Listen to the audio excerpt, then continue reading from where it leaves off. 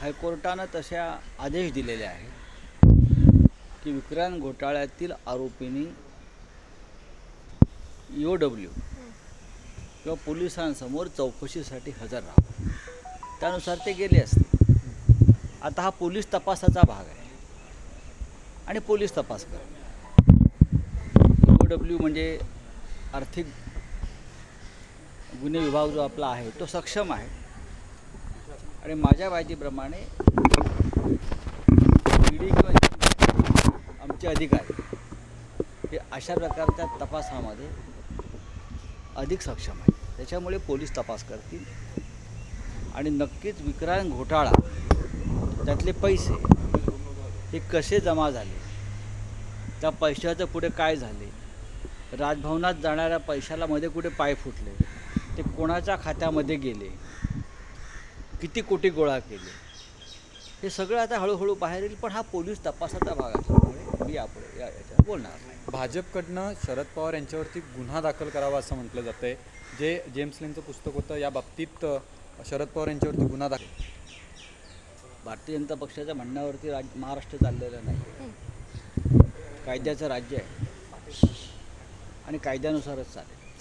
Sir, Hindi में जानना चाहेंगे कि अयोध्या की घोषणा शिवसेना ने की है, इसके पहले भी उद्धव ठाकरे अयोध्या जा चुके हैं. ऐसी है कि अयोध्या की घोषणा, अयोध्या में जाने का फैसला शिवसेना ने किया है. ये प्रश्न गलत है. शिवसेना हमेशा अयोध्या में जाती रही है और हमारा और अयोध्या का जो रिश्ता है वो पॉलिटिकल नहीं है, वो चुनाव का नहीं है, वो कोई षड्यंत्र का भाग नहीं है. जब से अयोध्या का आंदोलन शुरू हो गया तब से शिवसेना और अयोध्या में एक रिश्ता है, एक इमोशनल रिलेशन, एक श्रद्धा का एक हमारा रिश्ता है. तो जारी रहेगा. जब सरकार हमारी नई थी तब भी हम जाते थे, आंदोलन में थे, और महाराष्ट्र में सरकार बनने के बाद भी मुख्यमंत्री 2 बार जा चुके हैं. इसमें कोविड के कारण हम लोग वहाँ नहीं जा पाए.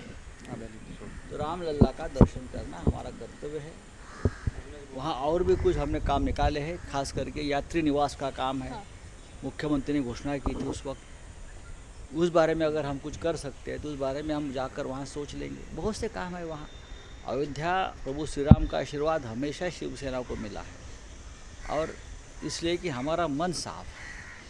हम जो भी करते हैं राजनीतिक फ़ायदे तोटे के लिए नहीं करते हैं, हम श्रद्धा के नाते करते हैं. पर अभी राज ठाकरे इन्होंने भी जाने घोषणा दो, की है. कोई भी जाने.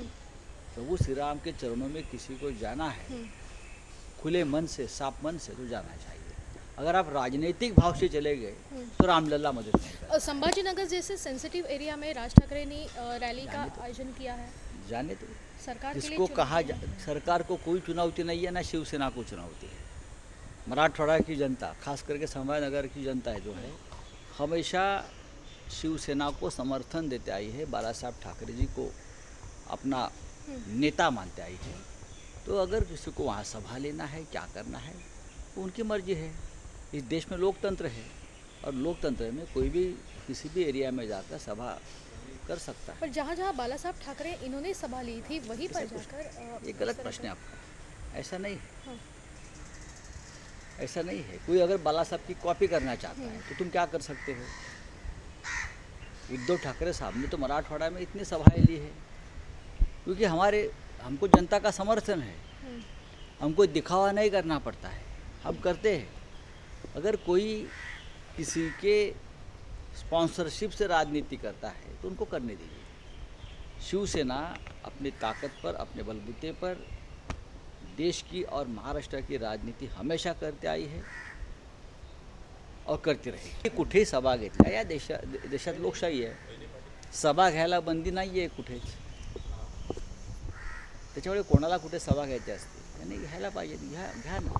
सर, त्यांनी मशिदीच्या भोंग्याला धरून असं म्हटलेलं आहे की बघा, आता हिंदूंनी तयार राहावं. ह्याच्यावरती चर्चा संपलेली आहे. उगाच ते दळण दळत बसू नका. महाराष्ट्रात कमालीची शांतता आहे. महाराष्ट्राची जनता सुज्ञ आहे. महाराष्ट्राची जनता संयमी आहे. बरं का. कोण काय करत आहे आणि कोणाच्या सांगण्यावरून करत आहे या जनतेला कळतं, महाराष्ट्राच्या देशाला, आणि ते पुरेसं आहे. आम्हाला बोलण्याची गरज नाही त्या संदर्भात. राज ठाकरेंचा अयोध्या दौरा हा राजकीय हेतू नव्हता असं वाटतंय?